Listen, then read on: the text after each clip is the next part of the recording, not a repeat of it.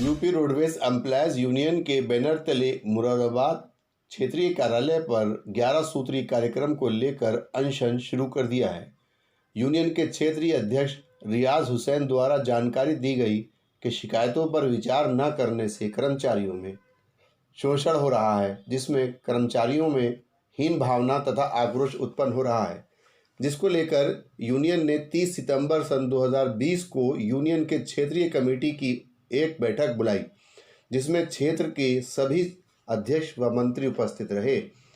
Union की बैठक में निर्णय लिया गया था कि क्षेत्रीय व प्रांतीय अधिकारियों गण द्वारा समस्या के निराकरण के लिए कोई ध्यान नहीं दिया जा रहा है, इसलिए समस्या के निराकरण के लिए चरणबद्ध तरीके से कर्मचारी गण विरोध प्रदर्शन जारी करेंगे। अपनी मांगों को न्याय दिलाने के लिए इस विरोध प्रदर्शन के पूर्व 18 अक्टूबर तक एक समय सीमा तय की गई थी। समय सीमा में कोई भी मांग का निराकरण नहीं किया गया। 19 अक्टूबर को क्षेत्रीय प्रबंधक कार्यालय पर 3 दिवसीय धरना प्रदर्शन का आयोजन भी किया गया था, परंतु आज तक इन समस्याओं पर विभाग के अधिकारीगण ने कोई ध्यान न देते हुए कोई उत्तर नहीं दिया। इसलिए इस धरना प्रदर्शन, आमरण अनशन आदि का आयोजन किया गया। क्षेत्रीय यूनियन के अध्यक्ष रियाज हुसैन ने बताया, मैं इस वक्त आरएम ऑफिस यूपी रोडवेज पे हूँ। यहाँ भाई साहब किस बात के लिए आप धरना प्रदर्शन कर रहे हैं? ये हमारा जो है यूपी रोडवेज एम्प्लॉयज यूनियन का जो प्रोग्राम था, हमारी 17/10 को क्षेत्रीय प्रबंधक महोदय से 11 सूत्रीय मांग पत्र पर वार्ता हुई। इन्होंने हमें आश्वासन दिया था कि 5/11 तक आपकी मांगें मान ली जाएंगी और जो कर्मचारियों की जो निस्तारण की हुआ है बातें वो पूरी कर दी जाएंगी। लेकिन आज 1/12 तक किसी भी जो 11 सूत्रीय मांग पत्र था किसी भी पर भी कार्रवाई नहीं की गई है। तो हमने विवश होकर आज 1/12 से क्रमिक अनशन चालू कर दिया। यदि ये हमारी मांगें नहीं मानते हैं तो 4/12 से हम आमरण अनशन शुरू कर देंगे। आपकी मांगें जिला स्तर की हैं या? हमारी सारी मांगें जिला स्तर की हैं, सब क्षेत्रीय प्रबंधक महोदय के अंडर में आती हैं। नहीं, जिला और क्षेत्र में फ़र्क है ना, क्षेत्रीय स्तर की या जिला स्तर की? नहीं, क्षेत्रीय स्तर की मांग। क्षेत्र में कौन कौन सा जिला आते हैं? क्षेत्र में हमारे रामपुर है, नजियाबाद है, पीतल नगरी, मुरादाबाद, संभल, धामपुर, बिजनौर, चांदपुर, नजियाबाद, ये आते हैं जी। आपके संगठन में जो मांगे रखी गई थी जी संगठन की ओर से, वो उसमें कितना समय दिया आपने इनको मांगे पूरी मानने के लिए या कोई वार्ता करने के लिए? नहीं, हमने तो करीब हम पिछले महीने से नोटिस दिया है हमारा। इस पर इन्होंने हमसे 1 महीना पहले वार्ता भी करी और इन्होंने हमें लिख के दिया उसमें कि हम आपकी सारी मांगे 5/11 तक निस्तारण कर देंगे। लेकिन उसमें से कोई भी मांग हमारी अभी तक इन्होंने नहीं पूरी करी है। मुख्य बता सकते हैं क्या मांगे आप? मुख्य मांग यह है कि वर्ष 2018 में 3 डीजल टैंकर चोरी हो गए थे। एक टैंकर मुरादाबाद से गायब हुआ था, 2 पीतल नगरी से गायब हुए थे। उसमें जो नियम अनुसार जांच हुई थी तो उसमें दोषी सहायक क्षेत्रीय प्रबंधक संदीप नायक जी को माना गया था। उन्होंने अपने आप को बचाने के लिए जो डीजल में और लिपिक काम कर रहे थे, 18 लोगों को चार्जशीट लगा दी, जिसमें 5 कंडक्टर ऐसे थे जिन्होंने मात्र एक ड्यूटी करी थी। इन्होंने उनके भी 88,000 रुपये काट लिए, जबकि उनकी ड्यूटी मात्र 1 दिन की है।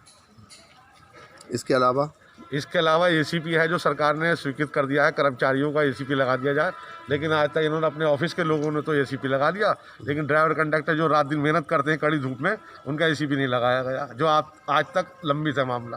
तो 2 मांगे। तीसरी मांग है हमारी, जो ड्राइवर कंडक्टर अलॉटमेंट से चलते हैं कि एक गाड़ी एक ही ड्राइवर का नाम है अलॉट, लेकिन एक गाड़ी पे 10-10 लोग जा रहे हैं। चौथी है हमारी कि वर्कशॉप में सामान नहीं है, मतलब मोबिल भी नहीं है, कूलेंट तक नहीं है। जो मेन चीज़ है हमारी मोबिल और कूलेंट, जिससे रोज़ उसकी अदला बदली होती है, लेकिन ना कूलेंट है ना मोबिल है, कोई सामान नहीं है स्पेयर पार्ट्स का हमारा।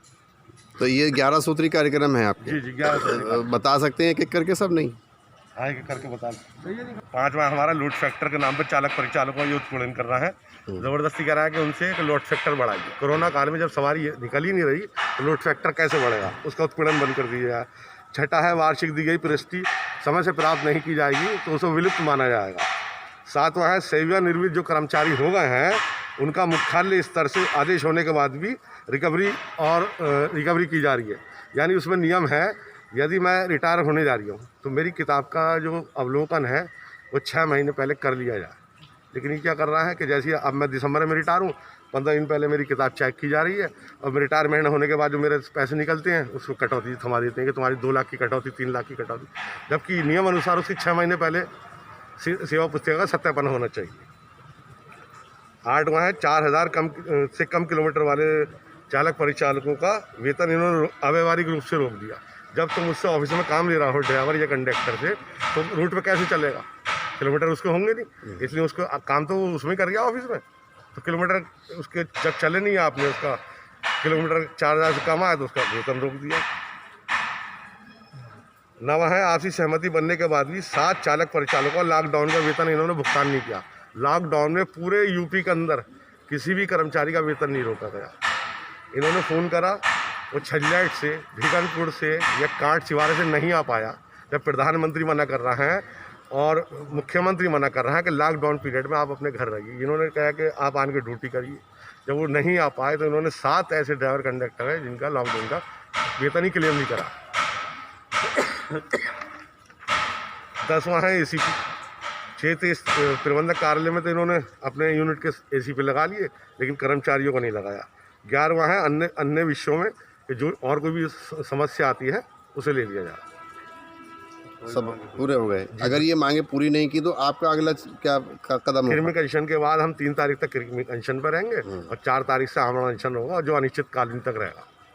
तो ये आपका कार्यालय स्तर पर ही रहेगा, इस पे परिवहन पे भी तो फर्क नहीं पड़ेगा, क्योंकि जनता को दिक्कत आ सकती है। ये हम जो अपना आमरण अनशन कर रहे हैं, ये कृमि अनशन चल रहा है, अनुशासन के अनुसार चल रहा है और इससे ट्रैफिक पर कोई असर नहीं पड़ेगा।